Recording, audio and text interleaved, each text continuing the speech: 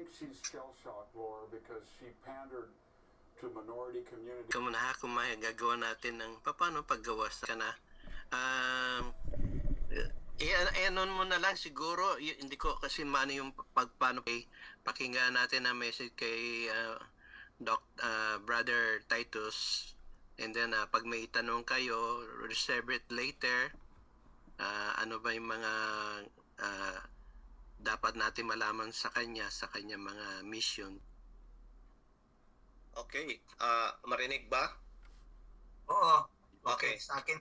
Okay, good day sa lahat. Good day kasi hapon dito sa ibang bahagi ng mundo at saka umaga dyan sa Pilipinas. At saka sa, hindi ko alam ang mga time sa iba-ibang lugar sa mga umattend. Okay, so thank you very much for this privilege to share to you the Word of God. Ang isang anak ng Panginoon, ang pinakamagandang magawa sa buhay is to share the Word of God. A doctor can heal a patient, but if the patient is an unbeliever, pag wala siya sa Panginoon, when the patient will ultimately die, at wala siya sa Panginoon, then he will have eternal or everlasting death dahil wala siya sa Panginoon. But Christian, if you can share the Word of God to anyone, and that somebody will listen to the Word of God at madala mo siya sa paanan ng ating Panginoon, the person will have everlasting life.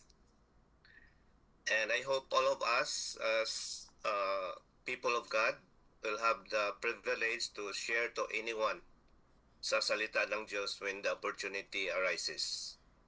Okay, so today I'm going to share a message, and the message is overcoming barriers.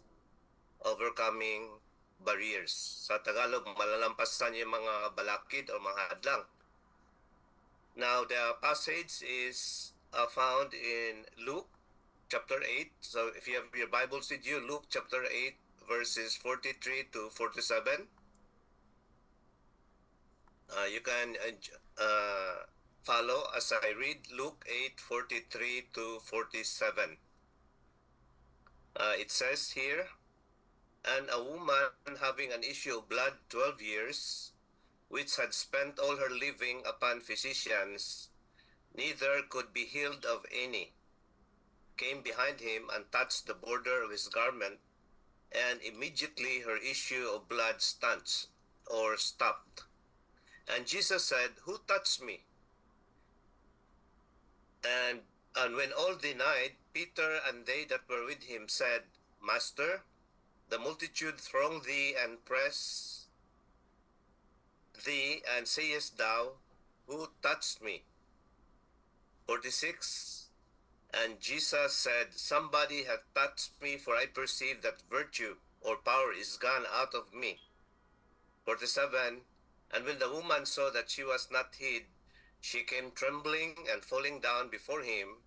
She declared unto him before all the people for what cause she had touched him, and how she was healed immediately." Shall we pray? Heavenly Father, we come to you in Jesus' name, that Lord, please open our hearts and minds as we come to know your words, and let the lessons we learn today be in our hearts, and that we may share to others, and let us apply this in our daily living. We thank you, Lord, for everyone, and we thank you most of all for your Son, Jesus Christ. This we ask and pray in Jesus' name. Amen. Amen. The Bible denies blood as life, or life is in the blood. So alam ko na you are familiar with the passage. By the way, my wife Dali is here. You can join in Messenger. Pass the link. Okay, so alam natin yung story ng babaeng ito. She is sick. And let's take a look at the Bible definition of blood. Leviticus 17 and Deuteronomy 12 defines blood as life, or life is in the blood. And blood is an important portion of our being. a patient can survive without arms and legs. So kung kilala niyo si Nick Vujicic, isang speaker, he was born na walang kamay, without arms and legs. And a patient or a person can survive without eyes, without ears. A person can survive with one lung, one kidney, even both kidneys are failing. If the person can afford dialysis, he can still survive. But no one survives without blood. And deadly injuries and accidents have something to do with blood loss or hemorrhage. I had an experience many years ago in Iligan City. I was a visiting physician in one of the hospitals. And one day, a Muslim patient came with a gunshot wound on the face, beside the nose. So mayroong buta sa kanyang mukha, and so the patient was bleeding, brought by relatives. Binaril siya ng kapwa Muslim. And so in the ER, we tried to administer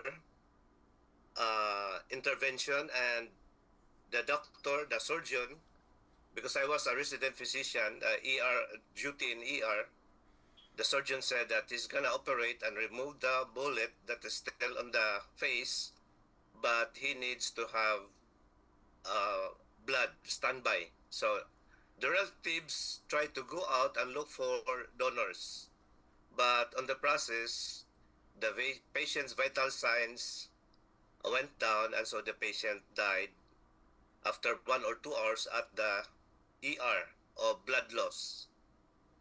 And another incident, my experience while I was an intern at Bethany Hospital in Tacloban City, at early dawn, there was an accident of a Feltranco bus from Manila to Leyte, and the passengers were injured, and one passenger was brought to us.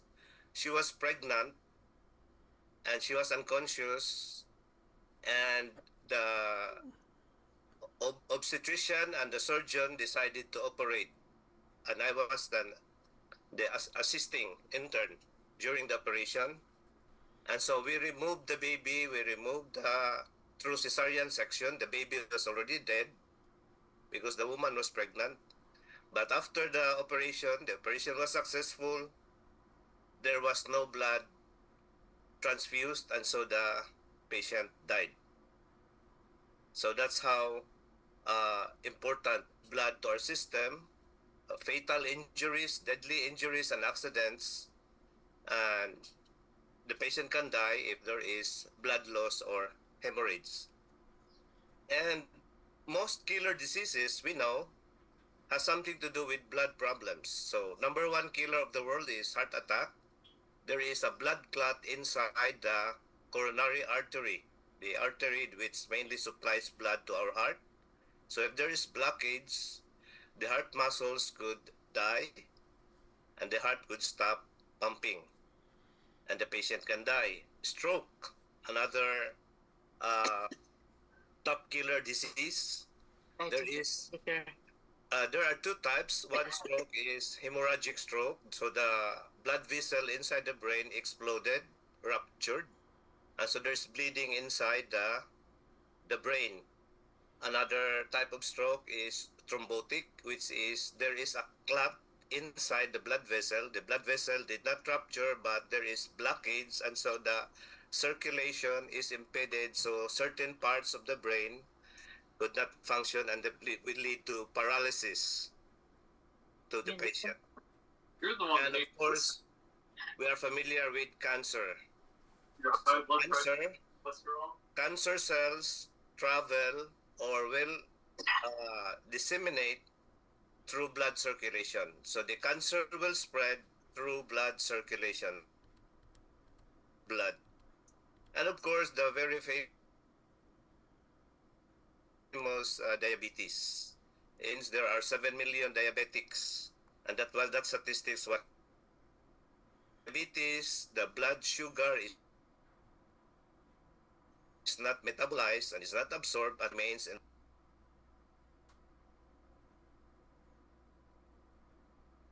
patient has blood test, the blood sugar is very high, and that is diabetes. We know most viral, bacterial, and parasitic infections spread via the blood. So we know how important blood is in our system. And today we can read or diagnose a patient's condition or physical life status through CBC. So simple CBC or complete blood count, we can determine the white blood cells and the red blood cells if they are high or low, and even the platelet count. And other blood tests will also tell us the particular diagnosis of the patient. Blood tests for infections, viral, bacterial, parasitic, let's say malaria. So taking the blood sample of malaria of the patient, a malarial smear, the technician or the medtech can see the malarial parasites on the blood smear of the patient. Now let's go back to our text. Our text tells us of a patient who had an issue or discharge or hemorrhage of blood. So this is a type of hemorrhage, not mentioned as accident, but the context will tell us that this is some form of vaginal bleeding. It was chronic. It was a chronic condition, meaning it occurred for a long time. In our text, it's mentioned 12 years. There are several conditions which can cause bleeding, like slow-growing tumors, or dysfunctional uterine bleeding, or blood dyscrasias, and other abnormalities can cause chronic disorders. So these are conditions that can cause a bleeding to a woman, and in our text, this woman has suffered enough and is already desperate. And our text also mentioned she is bankrupt, having spent all her living upon physicians. That's from our text. And in the Greek, having spent, that's from our text in verse 43. Luke 8:43. It says, having spent all her living upon physicians. In the Greek, having spent is in the aorist tense. Now, the significance of the aorist tense is the word or the verb means totally and completely. It means that the woman spent totally and completely all her living, all her resources upon physicians. So when you spend already or totally, completely all your resources, all your bank accounts, your properties, you are considered bankrupt. And today, with my many years of experience as a doctor, I have met many patients already. I cannot count them. How they spent all the resources, all the surgery, all the chemotherapy, all the radiation, so the patient became bankrupt, and finally the patient went to St. Peter's. So, patay pa rin. So, the hospitalization nowadays and medical doctors, they are not always the solution. And since the time of Jesus, patients already became bankrupt because of these medical practitioners. So she was seriously ill or severely anemic, and of course weak. During this time, we know there was no blood transfusion yet. And so this one day, she has nothing to lose. She heard of Jesus' fame as a miraculous healer. We know na narinig na niya. But one day, Jesus came to town. So this is her only chance and hope. This could either be now or never. However, she has barriers to overcome, and the path is not easy. She needs to and has to overcome these barriers. Let's take a look at these barriers. Number one, physical barrier. Number one, her physical condition. A normal menstruation of a woman will last for 3 to 5 days, and it is once every 28 days. Oh, that's a regular menstruation. Or if it is every 35 days, that's irregular menstruation. So if it is the woman's menstruation is every first week of the month, talagang ano siya sa petsa, that's we call it regular menstruation. And if this month, first week, the second month, second week or third week, that's 35-day cycle, that's irregular menstruation. But normally it will last for 3 to 5 days. But if a woman will have a form of bleeding that will last for, let's say, 10 days, and after 3 months of bleeding, 10 days each month, she can become anemic, and her hemoglobin, hematocrit, her red blood cells will become low. And she will suffer symptoms of dizziness, fatigue, and weakness. These are symptoms of anemia. And she will lose weight, and if you take a look at her, she is pale, maputla. But imagine in our text, a woman bleeding for 12 years, being sick, pale, anemic, weak. She is frail and fainting. Hilong-hilo na tong pasyenteng ito. And again, there's no blood transfusion. I don't know what supplements, what food, herbal food she was taking, but she lasted for 12 years.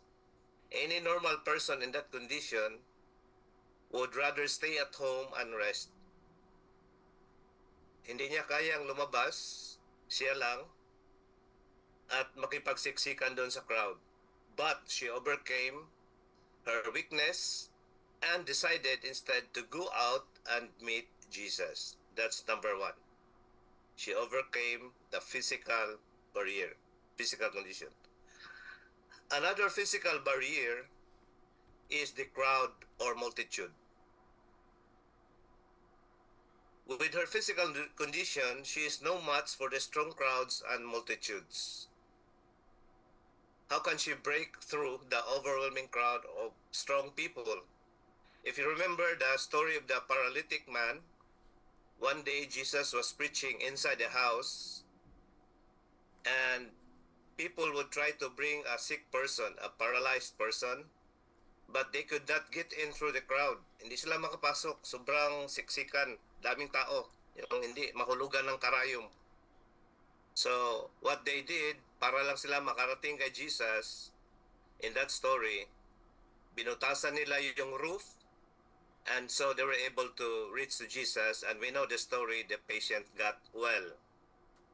But this woman, she crawled with much struggle and effort. So, halimbawa ikaw, 12 years ka na nag-bleeding, anemic, hilong-hilo, maputla, payat. How could you reach Jesus with that big crowd? So, alam natin na gumapang siya dahil nakita natin or we know that yung edge ng damit ng Panginoon, yan ang nahawakan niya. She came behind and touched. Again, if you take a look at the Greek word, touched here is in the aorist tense. It's not past tense. Aorist tense, which means a one-time and total and completed action. So she touched Jesus' garment totally and completely. And the result was immediately her bleeding stopped or ceased. Again, the Greek word for stop or ceased is in the aorist tense. The bleeding stopped totally and completely. Literally, yung ceased there, literally stood or halt. Yung parang isang military nag-attention, dumating yung isang commander, nag-attention siya. So again, immediately, the bleeding stopped and ceased. Physical barriers. The woman overcame her weakness, her physical condition, and she overcame the crowd. And number 2, social and political barrier. If you take a look at the status of women in Jewish society, they were not equal with men. Hindi pa pinanganak si Abraham Lincoln. No? Nung binanggit ni Abraham Lincoln, yung famous Gettysburg Address, all men are created equal. Wala pa yun. And during the time in the Old Testament and even the time of Jesus, the women were not counted in the population. Remember the Exodus when the Israelites were counted? That was without the number of women. And even the feeding of the 5,000, it's specifically stated excluding women and children. So talagang hindi kasama sa bilang yung women during this time. They have very little rights, and she overcame this social and political barrier. So imagine, ibabae ka, nakipagsiksikan ka doon sa lahat ng mga malakas na mga tao, all men na nandun. So let's take a look at our Christianity. No other religion gives high regard and dignity deserved for women except Christianity. Even the apostles, they were surprised when Jesus one day was talking to a woman in Samaria. And that's what Paul said in Galatians 3:28. There is neither Jew nor Greek, there is neither bond nor free, there is neither male nor female, for ye are all one in Christ Jesus. So itong barrier na to na dapat tumabi ka lang dahil babae ka, the woman overcame this in order to reach and go and touch Jesus. This is social and political barrier. The last is, of course, religious. Leviticus 15, verse 19. This is the Jewish law. Leviticus 15:19. If a woman have an issue, and her issue in her flesh be blood, issue means bleeding, she shall be put apart 7 days, and whoever toucheth her shall be unclean until the even. Even normal menstruation.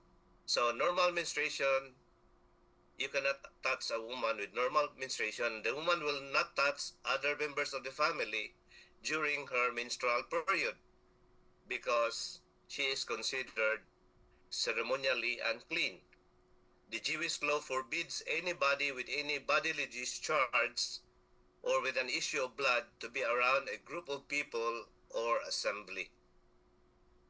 So a woman having bleeding or discharge, any form, she cannot join any group of people or assembly, whether temple or synagogue worship.